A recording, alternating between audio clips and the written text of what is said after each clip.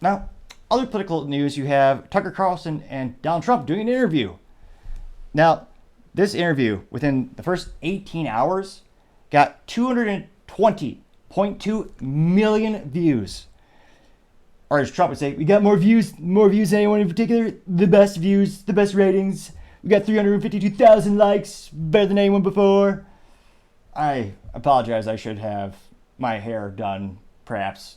That perhaps won't be the worst Trump impression you've heard all year, but perhaps probably not the best as well. Now, that's astronomical in the ratings. I'm surprised they didn't break the internet. And even more impressive, they actually did it on Twitter's platform, further showing how Twitter is becoming, or now X.com, or X, is becoming a legitimate platform for journalists. Tucker Carlson was on Fox News consistently getting 300,000, 400,000 views a night, maybe 800,000 on a good day. He was the most popular person on Fox News. And this just goes to show you, again, Fox News business blunder of the year is firing Tucker Carlson. But to have that much of a success is astronomical. You also had Elon Musk responding. He said, tweet, and he quoted, "Interesting to hear things directly versus through the media filter," unquote. Now, Elon's response tweet got 2 million views and 92,000 likes, giving you a good old ratio of 4.6%. And interestingly enough, into a strategy, Trump did this at the same time the GOP was having the debate, partially because he's about 40 points in the poll. So there's really not much incentive for him to go attend. Now, I do apologize. And let me know in the comment section if you know of a good software to use in terms of in real time incorporating the video into the recording apparatus. Right now I'm using OBS software with a 4K Razer camera, and the issue I tried XSplit, and I appreciate the comments, someone reached out to me before, and it won't recognize this particular camera. So I'm looking for some type of software where it can record me as well as it can share my screen as well. And again, the feedback is always greatly appreciated. The more people who tune in, the more people who subscribe, the better we'll be able to make the content, and the better we'll be able to make the whole production. So I do apologize we don't have a visual today, well, except for me, which some would say is a blessing. Perhaps some might say a curse. But we're going to go ahead and try to play this interview. And I'll give a couple comments throughout periodically as well. And this is episode 19 of Tucker Carlson reporting exclusively on Twitter. It's debate night, but we're not in Milwaukee.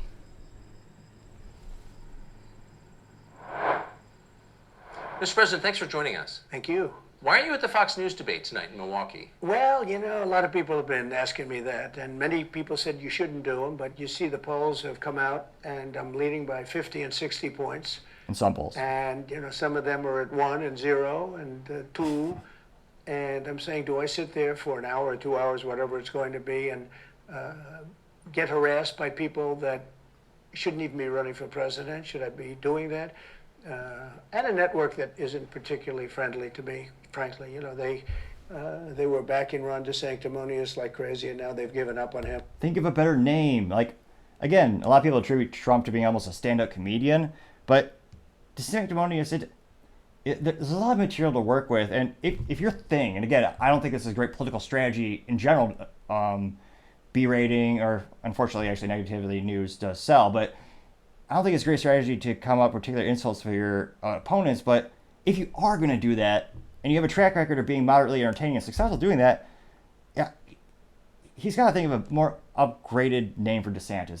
There has to be. Let me know in the comments. It just feels like his weakest attempt to give someone a nickname. I don't know, but I mean, it's a lost cause. It reminded me very much of 2016. In 2016, I went through the same stuff and had to fight them all the way, and then they became very friendly after I won, or just about when I was winning. But I just felt it would be more appropriate not to do the debate. I don't think it's right to do it. If you're leading by 50, 60, I have one poll, I'm leading by 70 points, and I'm saying, why am I doing it? And I'm going to have 8 people, 10 people, whoever made the debate, I don't know how many it is, but I'm going to have all these people screaming at me, shouting questions at me, all of which I love answering, I love doing, but it doesn't make sense to do them. So I've taken a pass, as you probably noticed. Well, I did. I'm grateful that you did. It's interesting, though, because you spent a lot of your career in television. Yeah. You had a top show in television on NBC. But you don't feel the need now running for president to do television, obviously. Do you think television is declining? Well, according to a poll that I guess we just saw, it just came out where it's down like 30, 35%, but I think they were referring to cable. I think cable's down because it's lost credibility. MSNBC, or as they say, MSDNC, is so bad. It's so wrong what they write and what they do and what they say. It's fake news, as I said. I think I came up with that term. I hope I did because it's a good one. It's not tough enough anymore. It's corrupt news. Really what you do is call it corrupt news, but somehow that doesn't play as nicely. But it is corrupt news. So you have MSNBC and you have CNN, who's absolutely doing no ratings at all. I mean, they're dead. But they're doing. I'm actually surprised people at CNN aren't secretly like praying, like, please Trump win, because he's right. After the 2020 election, the CNN ratings crashed. Like, we're talking not single digit percentage, not 2%, not 5%. We're talking 40, 50, 60%. It just crashed completely because their main shtick was just covering Trump's tweets and his blunders, or just making up stuff about him as well. But it sold, and CNN made a lot of money. So I almost wonder like how many people at CNN are really hoping he makes a comeback just so they can get a job or maintain a job. Doing none because they don't have credibility. They really don't have credibility. Fox is way down, as you know, and the good old days are long ago. I will say this: it could come back, but they just don't have a lot of credibility. Tucker, you know that perhaps better than anybody. I think it was a terrible move getting rid of you. You were number one on television, and all of a sudden we're doing this interview, but we'll get bigger ratings using this crazy forum that you're using than probably the debate or competition. When you say there are people on stage who shouldn't be running for president, who do you mean? Well, I don't want to really use names, but it wouldn't matter too much. A guy like... He was joking, but he's right. So in terms of who watched the GOP debate, it looked like, again, this is premiered on Fox News, and again, it was also live streaming, I believe it was live streaming on Rumble as well. But in terms of the old cable news, it's estimated that a little bit over 50 million people turned in to Fox to watch that debate. 50 million. And you have Tucker Carlson on Twitter get 220.2 million. That's astonishing. That's astronomically better. It's an unprecedented multiplier. So I think it is fair to say media has been shifting and evolving, and indeed less people are tuning in to the traditional cable networks. I call him Ada Hutchinson. It's Asa, but I call him Ada. Why do you call him Ada? I could tell you, but I don't want to get myself in a little trouble. But he's weak and pathetic, and he was, I never understood the guy, never knew him. He was the governor of Arkansas, not a very popular guy. I don't know how but that state is such a great state. The people are so incredible in that state, and they love me and I love them. How does this guy get elected governor of Arkansas? But he's nasty always and has been. A guy like Chris Christie, the guy left with a 8%, think of it, 8% approval rating in New Jersey. Now he's running for president. And he runs solely on the basis, oh, let's get Trump. He's like a savage maniac. He's like a lunatic. And that's all he talks about. His poll numbers are very, very low. He's about 2%. What's he like? You know him well. Oh, I've been friendly with him over the years, but I couldn't give him a job because I just never trusted him very much. I was just never one of his people that really trusted him. I never gave him the job. And that's one of the reasons he feels so hurt and so betrayed. And I understand that. I really do. I understand it. But I never gave him. He wanted to be different things. He was looking at different elements of the administration. And I decided I didn't want to do it. And now I'm glad I did because you see. But, we had some great people. I had great people. We'll have even better people if we do. That is a big part of Christie's campaign. And it actually will get him some votes. The only reason I think that, or the main reason why Chris Christie has any movement in the polls is because you have the people who, there are many people who do not like Trump, and some of those people are Republicans, so they're going to vote for they're going to show their support for Chris Christie, I guess. Do this because now I know Washington. Before I didn't know Washington, but guys like Bill Barr were terrible. I mean, they were, I would say, Bushies. I say that with respect to the Bush family, but they were Bushies, and it doesn't work out for us. It was clear, this is kind of far afield, but it was just interesting. I read Barr's account of his time. He wrote a book about it, Right? of his autobiography, and in it he lies about Jeffrey Epstein's death. Clearly lies. Do you think Epstein killed himself sincerely? I don't know. I will say that, he was a fixture in Palm Beach. Yeah. I don't know what Barr said about it either. I have no idea what. Of all the times to be like politically correct or like neutral with an ideal or a conspiracy theory, this is a weird topic to choose, because again, this is an issue where he was in a jail cell. None of the cameras worked. The guards were just happened to be away. He was apparently on suicide watch, and yet they gave him materials which you normally take away, like shoelaces and stuff. And oh yeah, his mate in the cell was a very violent person. And two or three doctors who looked at the body said, oh yeah, someone strangled the heck out of him. I mean, I would venture to say most Americans are confident that Epstein didn't kill himself. It was trending for quite some time on social media. Again, it's fascinating. He's the only person to ever be arrested in history for trafficking and to have no customers. That list was never released, and those people were presumably never prosecuted. Interesting. He said, what did he say? He killed himself, probably? He said he killed himself and that they were going to do this investigation. They never did the investigation. It's never been public. Well, and they hid it. And like, why are they doing that? He And didn't clearly do it. Barr knew. But why would Bill Barr be covering up the death of Jeffrey Epstein? Bill Barr didn't do an investigation on the election fraud either, okay? He said he did, and he pretended he did, but he didn't. McSwain, the U.S. attorney in Pennsylvania, Philadelphia, said Barr just wouldn't let him do it. It was crazy. Barr became so petrified, so frightened of being impeached. We're going to impeach him. I don't know if you remember it. Yeah. It's not a big moment in history. But they said, we're going to impeach. They play a much rougher game, the left, the lunatics. And they were going to impeach Bill Barr, and he was petrified. Now, how do you not get impeached? Don't do any of this stuff.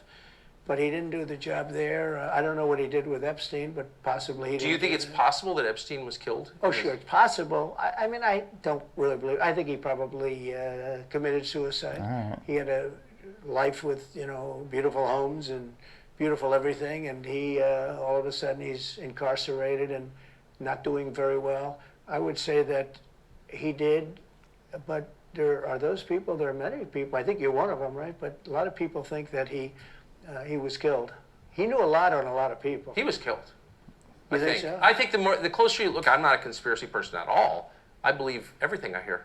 But yeah, the closer you look into it, I mean, the Attorney General of the United States, your Attorney General, clearly lied about the Epstein death. Yeah, and he was. Why? He was certainly. It wasn't well done. They had no cameras. They had no anything. Everybody was sleeping, and a case could be made. Look, I'm not going to get involved in it, but I can tell you, a case could be made either way. But it certainly wasn't the most well-run place. So the reason I'm asking you is I'm looking at the trajectory since 2015 when you got into politics, for real, and then won.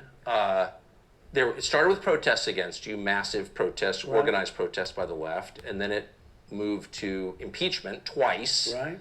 and now indictment. I mean, the next stage is violence. Are you worried that they're going to try and kill you? Why wouldn't they try and kill you, honestly? They're savage animals. They are people that are sick, really sick. You have great people in the Democrat Party. You have great people that are Democrats. Most of the people in our country are fantastic, and I'm representing everybody. I'm not just Republicans or conservatives. I represent everybody. I'm the president of everybody. But I've seen what they do. I've seen the lengths that they go to. When they make up the Russia, when that's exposed and they go down, and Barr should have gone after them, and other people should have gone after, and they did very late, because the Durham report came out. It was fairly good. It could have been a lot tougher, I guess, but it was fairly good. But it explained how corrupt it was. I'll tell you who did a great job was the Inspector General Horowitz. He did a phenomenal report. You didn't have to go to Durham. He did it on Comey and on, I guess, McCabe and some others, and it was a vicious, it was basically a true report, how bad they are. But these people are sick people. These are people that I think they hate our country. You want to know the truth. When you see open borders, when you see these policies that they have, and so many other things, it's so sad to see.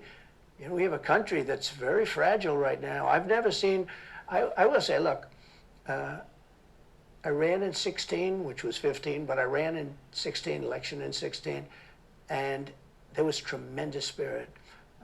In 20, there was even more spirit. We got millions and millions more votes. You know, it wasn't even a contest. People said, well, what'd you think of 20? I said, we did much better. We did. You got to base it on the number of votes. We got many more votes in 20 than we did in 16. But the election was rigged. It was a rigged election.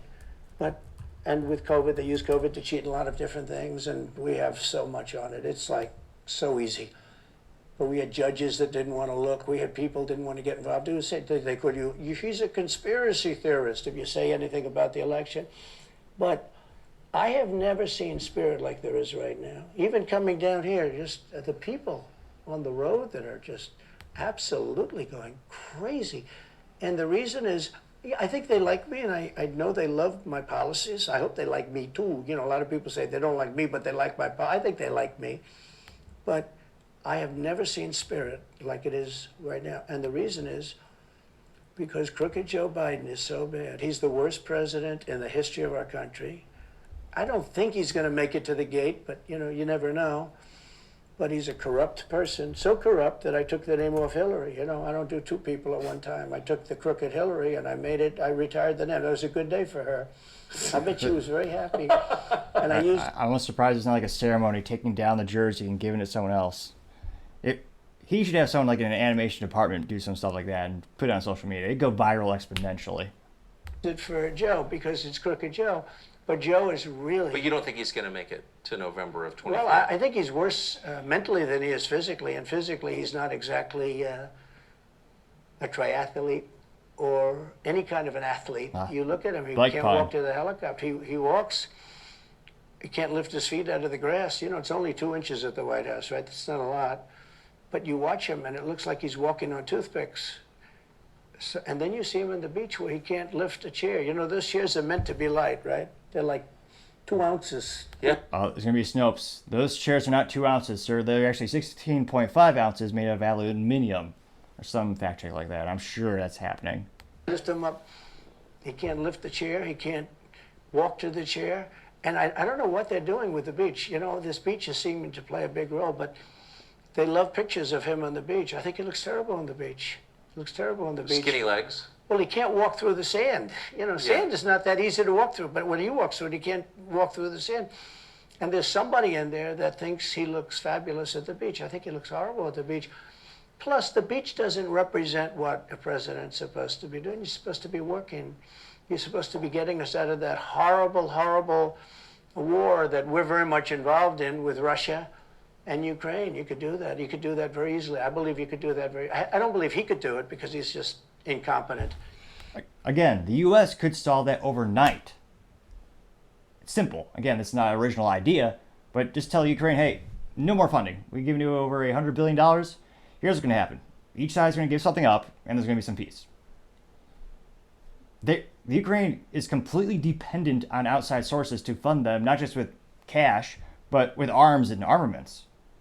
If all the countries really if the world really wanted peace, if all the countries really wanted peace, they just decrease their support Ukraine and just tell both sides, hey, we're not going to keep supporting you. You two are going to have to work this out. Make a compromise. It's quite literally that simple. And I'm no Henry Kissinger. Granted, I hopefully better looking than him, though. Granted. But that's a war that should end immediately, not because of one side or the other, because hundreds of thousands of people are being killed. Can you imagine you're in an apartment house and rockets are going into that building and blowing it up and knocking it down? And why should anybody, human beings, these are human, whether they're Russian or Ukrainian or whatever they are, it's got to be stopped. And it can be stopped very easily. It would have never started. If I were president, it would have never started.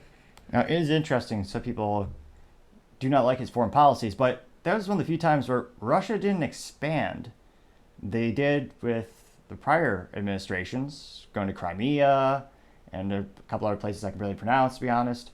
But interestingly enough, and ironically enough, when we were told that this is the one president who was a Russian cat spa, it was one time when Russia didn't really expand. Interesting.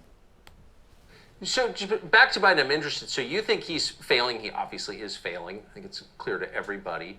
But not that everyone. would make Kamala Harris the candidate? Well, not really. I mean, I guess they'd have maybe a free-for-all. A lot of people say she has to remain for certain reasons the candidate. She has to.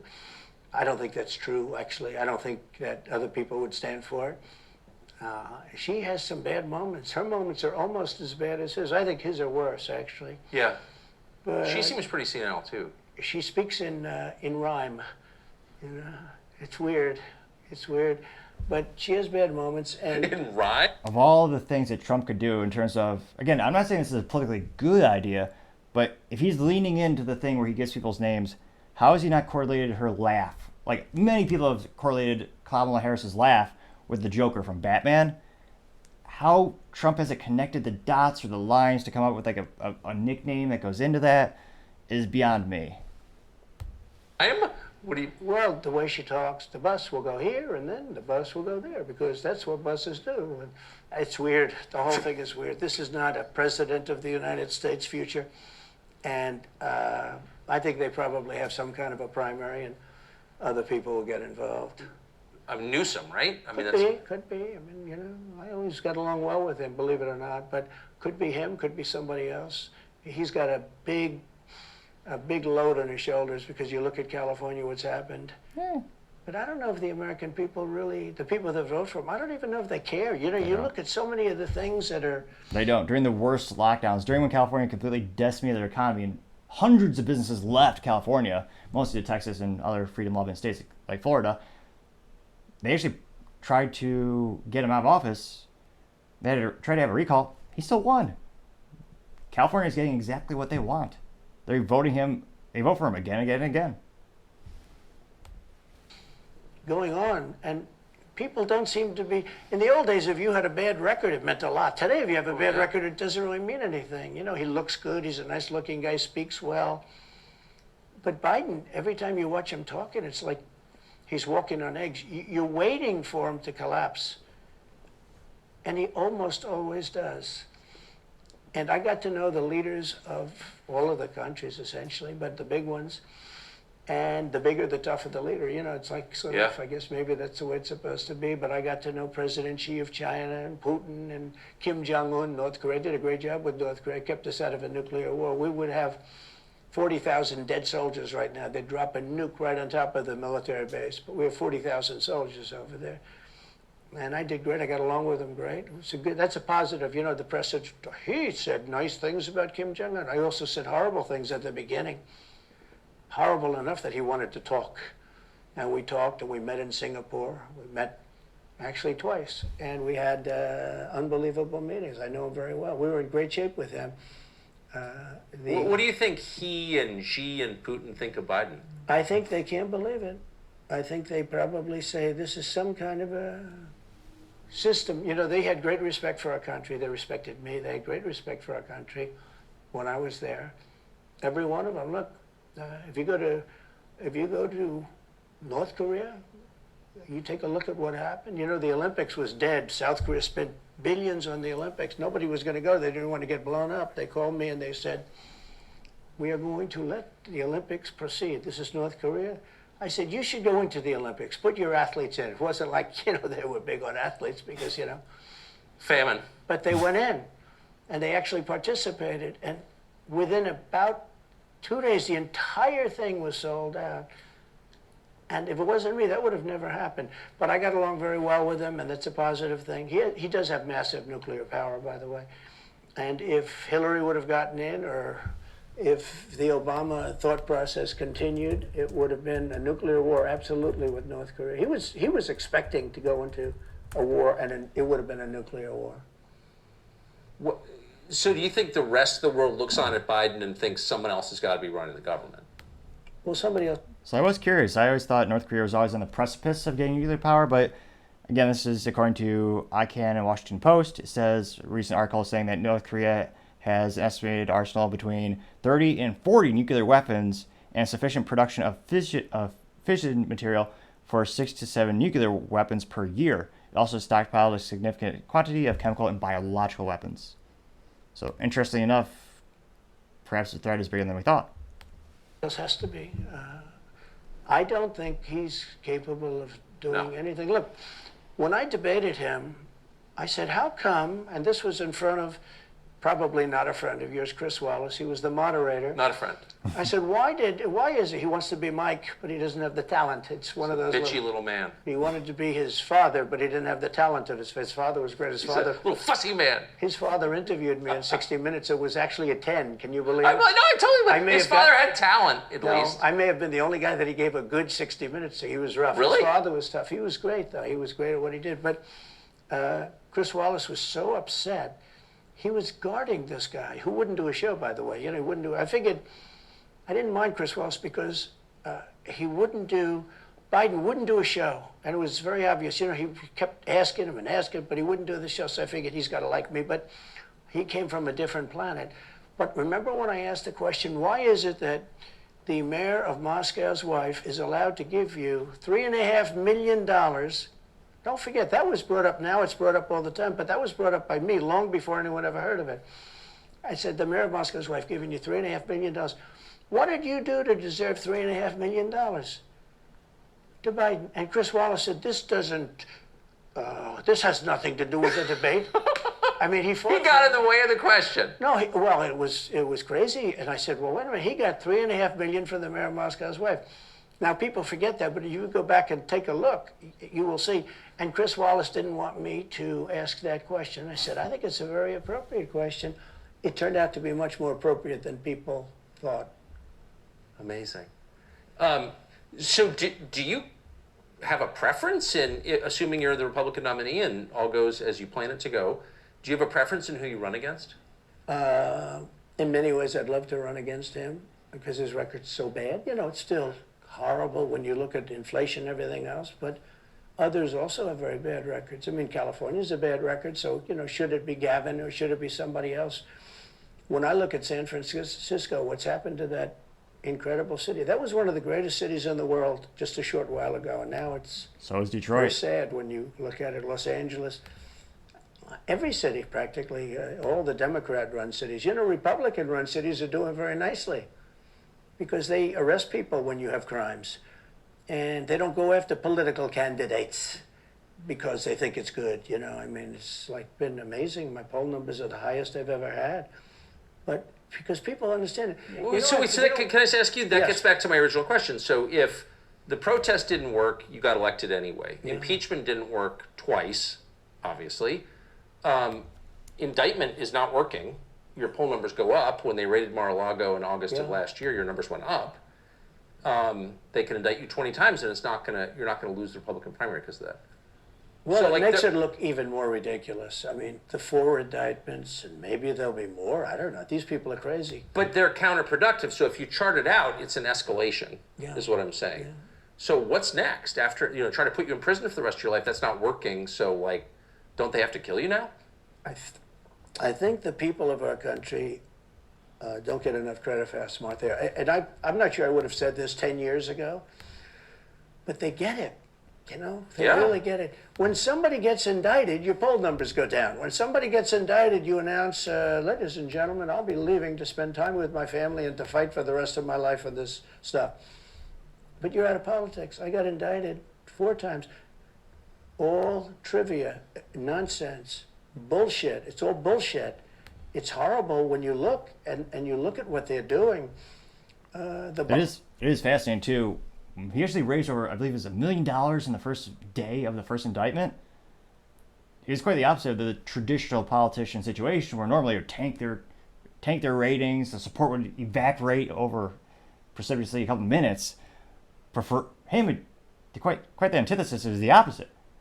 He raised unprecedented amount of cash from that, or funds for his campaign, and his ratings went up. Now, granted, those ratings are probably for people who are already more likely to vote Republican on average, and you do need the middle people in order to get elected. But it was fascinating to see. Boxes hoax. I'm covered by the Presidential Records Act. I'm allowed to do exactly that. He's not covered, and he's got 25 times the number of boxes, and he's got them stored in Chinatown. He's got them stored in a flimsy garage underneath his Corvette at Penn. And by the way, at Penn, he gets millions of dollars. China pays this guy millions of dollars. See, I think he's the most corrupt president we've ever had. and he also has the distinction of being the most incompetent. And I believe both. I mean, he's both incompetent and corrupt. So and who I is running the actually government? believe he's compromised because China knows so much about him. They know where the money comes from. They know where it is, who paid it, and they probably paid it. Well, they do pay Penn, and he gets $1 million. I think he takes $999,000 because keeps it a little bit under $1 million, like by $1. But he, in many ways, is a Manchurian candidate. We have a Manchurian candidate, and he's afraid to tell Russia to get out of Cuba. He's afraid to tell China to get out of Cuba. He's afraid. China now is building, think of this, China is building military installations in Cuba. The Cuban population of Miami is not too happy because they're never going to be able to go back. No. And there's a reason my family got the hell out of Cuba when Fidel took over. It is disgusting how many Americans actually praise communism, and yet they would never spend a day in Venezuela or Cuba. There's a reason people leave those places as soon as they can. However, they do whatever they can to get out. And you don't even hear about it. And the worst culprit is the press, the media, because normally, when I first heard that China's building installations in Cuba, and installations means military installations, okay, they said just some communication. They did that on the islands with Japan. They took the island, they started this massive construction, and they told everybody, including the Japanese had to be very careful. They told everybody that this is a housing development. They're going to build a housing development. And I said, how come the runway is 20,000 feet long? Private jets need 4,000 feet. They don't need 20,000 feet. The big ones need 20,000 feet. They don't even need 20. And I looked at the runway, I said, that's the largest runway ever built, both in width and length, for housing development. There's nobody that has a plane that big that you would have a runway that's Why is for China testing. allowed to conduct imperialism in our hemisphere? Well, yeah, and it's far beyond Cuba. It's all over South America. Yeah, in the Caribbean. So we built a thing called the Panama Canal. We lost 35,000 people to the mosquito, malaria. Yeah. We lost 35,000 people building. We lost 35,000 people because of the mosquito. Vicious. They had to build under nets. It was one of the true great wonders of the world. As he said, one of the 9 wonders of the world. No, it was one of the 7. It happened a little while ago, It says 9 wonders of the world. You could make 9 wonders. He would have been better off if he stuck with the 9 and just said, yeah, I think it's 9. But this is one of the true 7 wonders of the world. And you take a look at the Panama Canal. It was such an incredible engineering marvel. We sold it under Jimmy Carter. We sold it to Panama for $1. The following day, they quadrupled the amount of money the ships had to pay to get across. They didn't lose one ship. And now they've made it much bigger, and now they've widened it. They've doubled it, right? They've more than doubled it. And it's one of the most profitable things. Any time it's just incredible, right? We gave it away for $1. China now controls it. They actually control the Panama Canal. They run it, they control it. And we shouldn't let that happen. And we can't let China be in Cuba. And they'll get out. If I'm president, they'll get out. Because I had a very good relationship with President Xi, but he respected this country, he respected me, and he'll get out. And we can't let them run the Panama Canal. We built the Panama Canal. Should have never been given to Panama. We should have had it. But we gave it for $1. Think of it. They quadrupled. In one day, they lifted the fees, which are, pretty big for these massive ships to go through, right? Rather than going around the Cape and through all the tremendous storms, such beauty, it's beautiful stuff. But you didn't want to get caught in those storms. Those were storms that wiped out the biggest ships. And we go through the Panama Canal, we built it, and we gave it away for $1. Think of that, how stupid are we? We have done the stupidest things in this country. And now we have a president that can't put 2 sentences together, can't speak, can't walk, can't talk. I don't think he gets to the starting gate, but these people do miracles. I mean, he ran out of his basement, and you got away with that one because of COVID, so he sort of got away with it. They cheated on the election. But you have people that are very smart, but they're fascists and they're radical left lunatics, and they're destroying our country with the all-electric cars and the windmills all over the place, which, by the way, don't work, and most of them made in China. For the most part, they're made in China. Germany a little bit, but China. But you look at what's happening to our country, even no voter ID. I mean, why don't they want voter ID? There's only one reason they don't want voter ID, because they want to cheat. I mean, who doesn't want, the Democrat convention, the last one, they had voter ID that was this big. It looked like a prison card, this big on their chest. You walked in, they had your picture, your this, your fingerprint. They had everything. The most incredible voter ID I've ever seen. That was to get into the Democrat National Convention. But Ironic. to get in to vote, if you buy groceries, if you buy practically anything now, you have ID on a card, credit cards or otherwise. And But don't you think it's racist to have to show your ID? well, they probably say that. They use anything not to show ID because That's the most cliche thing you hear in politics, is showing an ID has somehow become political. They say, oh yeah, minorities can't get IDs. It's discrimination. It's hard for them. It's pretty morally vacuous for you to think they don't have the abilities. My family's from Cuba. We have IDs. You just go to the DMV. It's really not that complicated. And it's pretty insulting that you would think that's above our intellect. voter ID is pretty simple. And we could go back, and we should go back to all paper ballots, voter ID, same-day voting. France did it. France had mail-in ballots, and it was terrible. Anytime you have mail-in ballots, you're going to have massive cheating on your elections. Anytime, not just the presidential election. Anytime you have... Isn't that the whole point of them? So Yeah. you can Oh, cheat? yeah, sure. It's their whole point. That's their whole point. They want to cheat. Yeah. They have to cheat because their policies are so... Again, I don't think this is an original idea in terms of for me, but if everyone is so concerned, left and right, about the integrity of elections, we have holidays for everything in the United States. The most nuanced BS thing is now a holiday. Why not have a holiday called Voting Day? Shut down everything. Everyone goes to vote in person. And then there's also no speculation where you're sometimes waiting days for everyone to get there and vote. To do it all at once would be a little logistically challenging.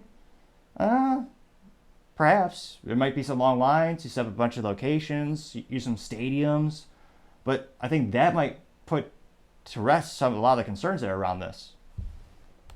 so bad that if they didn't cheat, they couldn't get elected. Who wants open borders? Who wants high taxes? Who wants high interest rates? Who wants to not be able to use a gas stove? Or have to drive an electric car, which, you have a 4-hour drive, but the car only goes an hour and a half. You have to charge it. The happiest moment for somebody in an electric car is the first 10 minutes. In other words, you get it charged, and now for 10 minutes. The unhappiest part is the next hour, because you're petrified that you're not going to be found another charger. People, I'm saying, I'm not knocking electric cars, they're fine. They're fine. But if people want to buy a gasoline car or a hybrid, hybrids are pretty good, actually, but they should be allowed to buy. They don't want to do any of this. So right now, California's in a big brownout because their grid is a disaster. The grid all over the country is sort of a disaster. But they the still grid want in you to get an California- EV. And yet, they want to have, in a very short period of time, millions and millions of cars going off that grid, essentially. Not It possible. doesn't work. So plug your car into a grid that's You failing. should be able to buy an electric car. Electric cars could be fine if you drive short distances and you want to have, whatever, and you have plug-ins everywhere you go. They could be fine. But you got to have gasoline cars. You got to have everything. Let people buy everything. Now there's the new thing They used to call that the free market. is your heating systems in the house. They don't want you to have a modern-day heating system. They want you to use a heating system that will cost you at least $10,000 to buy and won't work very well. Like an electric car. None of the stuff works as well. One of the things I did with EPA is you have states, many states, most of the states have so much water. It comes out of heaven, right? The water pours down and you have it. It's there. It's got to go wherever it goes, into the oceans, whatever. It's not like a big problem. Now, in some states, they have a problem. You have some desert areas and all. And for that, it's okay. But they have sinks where no water comes out. You turn it on, no water comes out. No water comes out of the shower. No water is allowed to go into the washing machine for your dishes or for your clothing or what. And I avoided all of that. Wait, they have sinks where no water comes Sure, out? you have restrictors. When I say no water, very little water. You want to wash your hands, right? Yeah. And you've seen this, and you turn on the sink and it's very little. Or you want to wash your beautiful hair, right? And you're standing under a shower.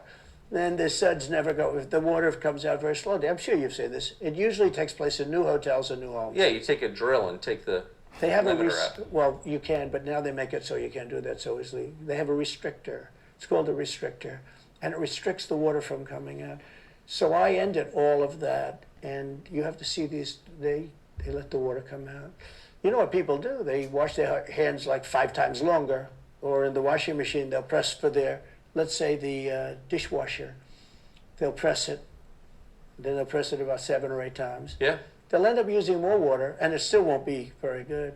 I met with the head of Whirlpool. They were practically going out of business during my administration, and they said to me, from Ohio, incredible, great state, I love Ohio, and they were really doing badly because people were dumping washing machines all over, mostly from South Korea, but also from China. And he was explaining it's just a terrible situation. I said, let me ask And that's, in terms of importing, dumping is when a country basically puts a product into another market for cheaper than it is in their market. And the argument is that it's anti-competitive, so that's the term he's saying where, you know, they're just losing, they're putting these in this market, and they're going to eventually put out the United States productions out of business, and eventually they'll be the only game in town. you, how's the quality? He says, we're better, but they are good enough quality. But, you know, of course he's going to say that, but, you know, they are better. He said, but they don't allow us. They're dumping these machines. They're cutting us in half. They're killing us. And on top of it, the government won't let us use water in our machines. I mean, he shows me like a quarter of a bottle of water. That's supposed to be washing clothing. And I freed it all up, and I put tariffs on these countries that were selling and the machines coming into the country.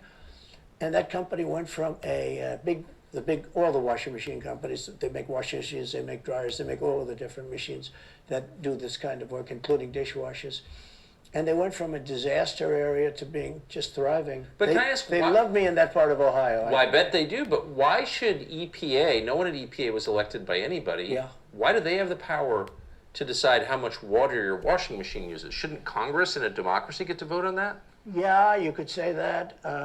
They do things that are not very... So how do you, that's my question, how do you, if you get elected again, go back to Washington, how do you keep the agencies under control? How do you keep FBI and CIA specifically under control? The way you do it, like I fired Comey, that was a big deal. You know, a lot of people said, and I fired him very early. Somebody said, oh, I wish you would have fired him. There was a real question about firing him. Anyway, you understand, because, you know, when they have a 10-year term, there is a question. I fired Comey. That was a great thing. If I didn't fire Comey, maybe I wouldn't be talking to you, or I'd be talking to you about real estate or something else other than politics, right? That was a coup, in my opinion. That was a very sick deal. That was the insurance policy. You remember the insurance policy? Oh, she's going to win, darling. She's going to win. But just in case she doesn't, we have an insurance policy. And the insurance policy was what they were doing.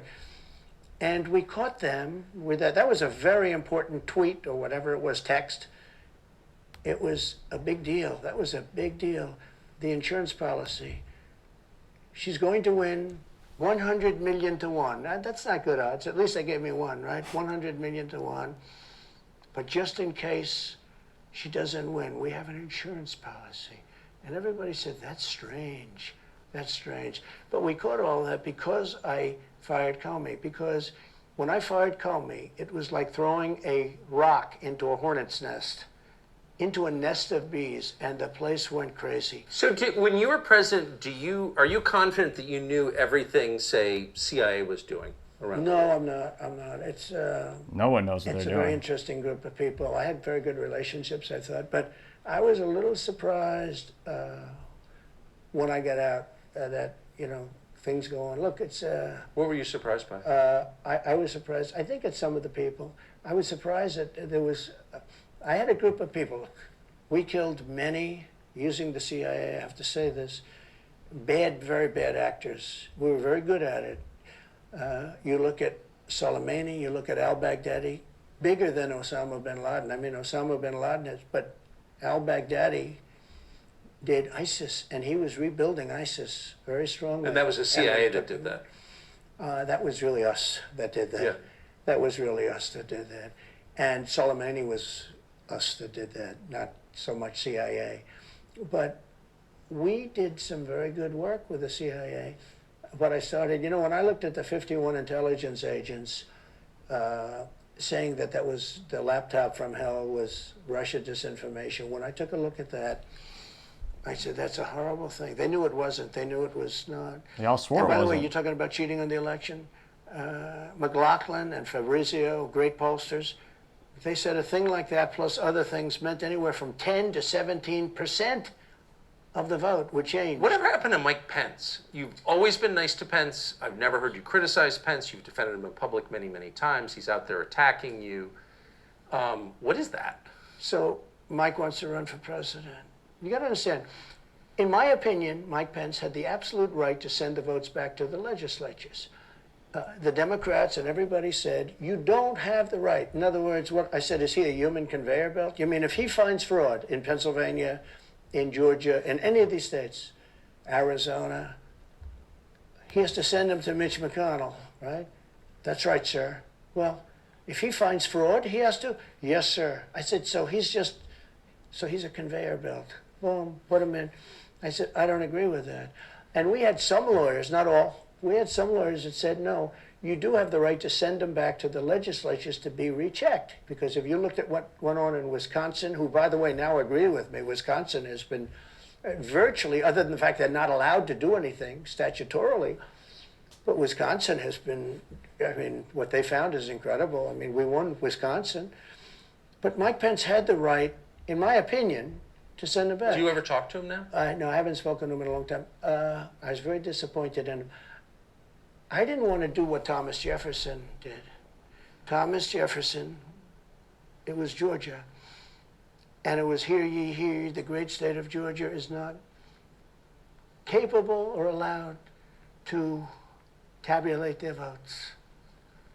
And Thomas Jefferson, who was the vice president, said, is Georgia sure that they cannot tabulate their votes? Georgia is sure. He didn't send them back and have them redo it. He said, we will keep the votes of the great state of Georgia for Thomas Jefferson and his president. I didn't ask him for that. Could have done that too, but I didn't. I thought that would be turmoil. I asked him to send him back to his legislature, to the legislatures, you know, in Wisconsin, let's say. But why didn't he? I mean, you worked together for 4 years. You're the president. He's VP. You say you're aligned on everything. I think he got very bad advice. I really do. Now, let me tell you what happened. I sat there with a few people. I think his lawyer was in the room too. His lawyer was very much against it. There were other lawyers that felt you could do it. It was one of those things. I think you could have done it. I think you can always do something if you see fraud or if you see problems. But it's very interesting. So after the election was over, the rhinos got together with the Democrats and they redid the election, so you couldn't do it anymore. So then I called the people. I said, so in other words, you're saying I was right. You could do it. Yes, you could do it. In other words, they took the Voting Act and they redid it so the vice president no longer has the power to do what I said he could do. So when that happened, I said, wow. And you know, you'd look some of these Democrats in the eye and they'd say, he has absolutely no right to do it. And immediately after the election, they met rhinos, could name them all, and Democrats, and they approved.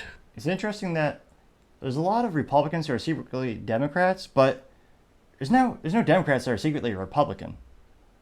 How it only goes one way. Legislation that takes away the right of the vice president to do it. So I said, so you're saying I was right.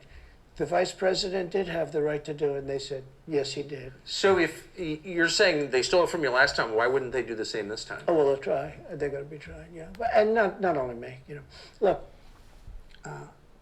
DeSantis is out. I think he's got... Again, but that's the big issue. I know there's a lot of questions to be had about the 2020 election in terms of was there enough evidence, what was the percentage of voter fraud, but the data we have now, again, I don't know if there's a box somewhere we don't know about, but again, if it was rigged, how are you going to do it? What are you going to do differently this time? Because if the mechanisms are still in place, then what's the game plan? I think that's what a lot of people are tuning in to hear. Gonzo, he was at a level. People have figured him out. He's gone. But if somebody else got in, other than me, they'll go at him just as viciously as they did me. These people are sick. They will go after them. And a lot of people say they won't be able to hold up. I do get credit for holding up quite well, I must tell you. I think it's... How do you do that? How do you get indicted, every week and stay cheerful? It's, I think it's a lot easier because I'm so high in the polls, because it means the people get it. The people see it's a fraud. The people see it, like this horrible district attorney from just a little while ago, from essentially Atlanta, that's Fulton County.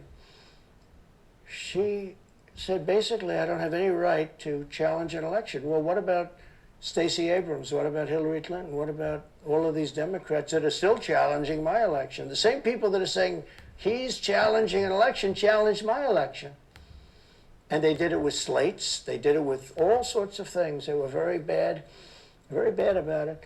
But basically, they're suing me, and they're saying, you don't have any right to challenge it. If you challenge an election, we're going to indict you and put you in jail. So what they're doing is they've weaponized, and don't kid yourself, the DOJ and Biden and the whole group, they're watching all of this stuff. They love the local stuff, the DA in Manhattan.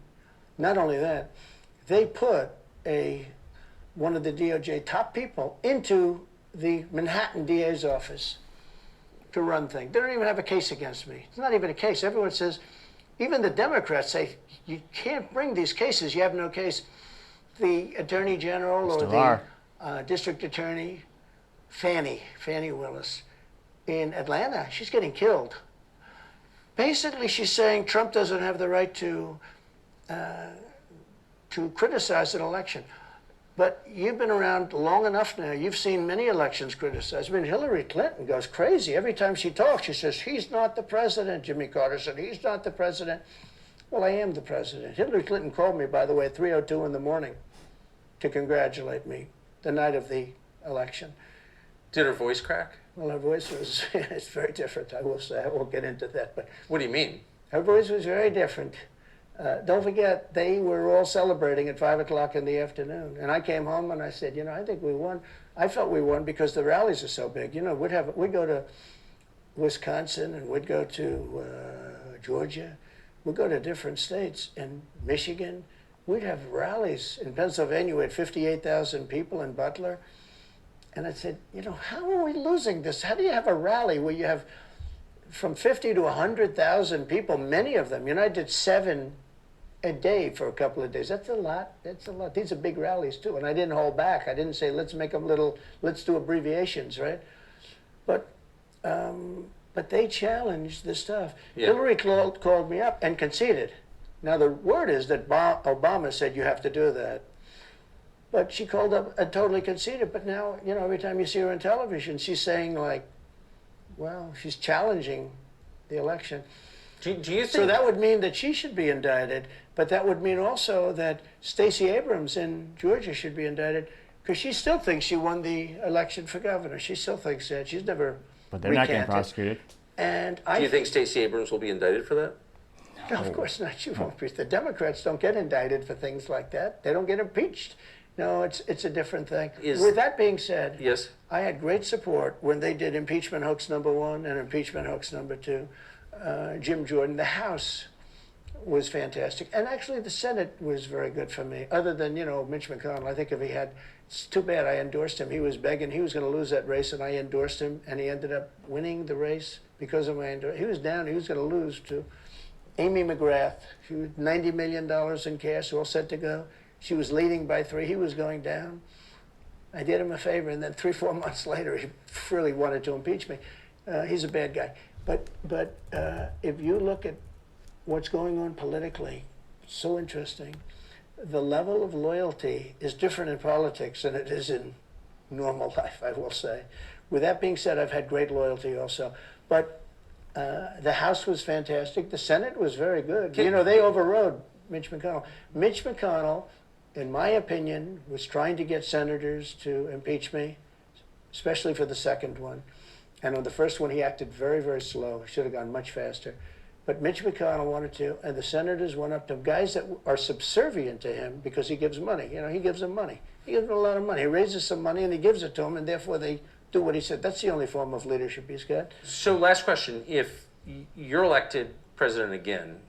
What's your number one priority? When you ran last time, you said, I will build a wall. This time, your bottom line top promise to the So country. you can do numerous things at the same time. Of course. But let's say number one is a border and taking hundreds of thousands of criminals that have been allowed into our country and getting them out and bringing them back to their country. Yes, but I don't know. This would be a good time to drill in, the economy, 40-year hyperinflation.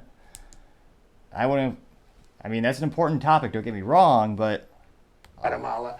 By the way, not only the 4 countries that we think of as neighbors, all over the world. Last month, we had 149 countries represented. Think of it. We had 149 countries represented, Tucker, from places that many people never even heard of, coming into our country.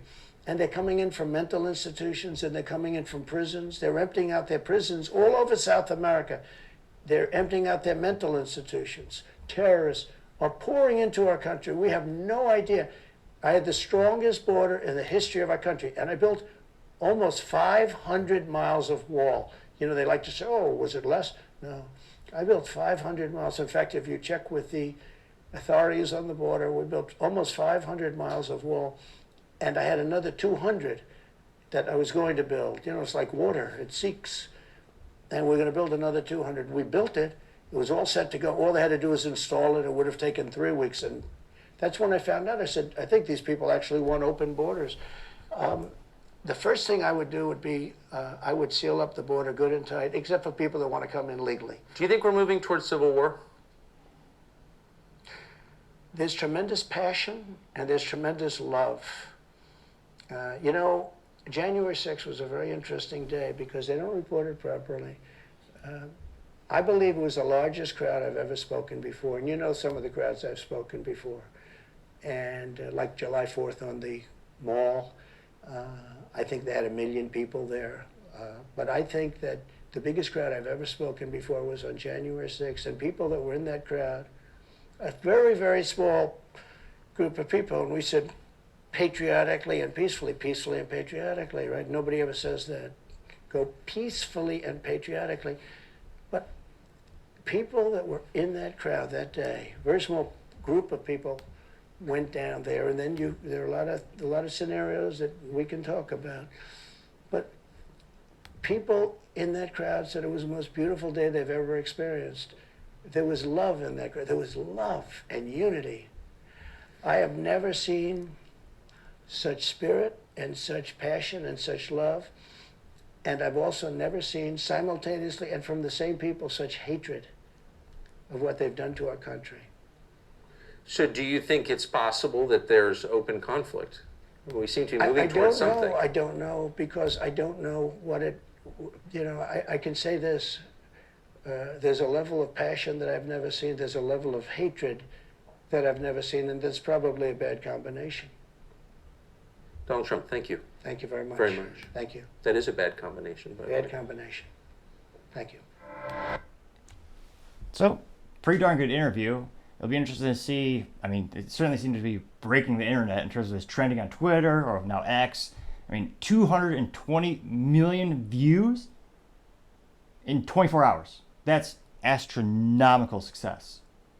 It'll be interesting to see. And again, I apologize for not having the picture-in-picture. Let me know if there's a software that you recommend. I tried a couple. The camera's not working on that. Did, thankfully, to feedback, is able to fix the focus issue. So now should be mostly in focus throughout the whole episode. So thanks to feedback, I fixed that problem as well.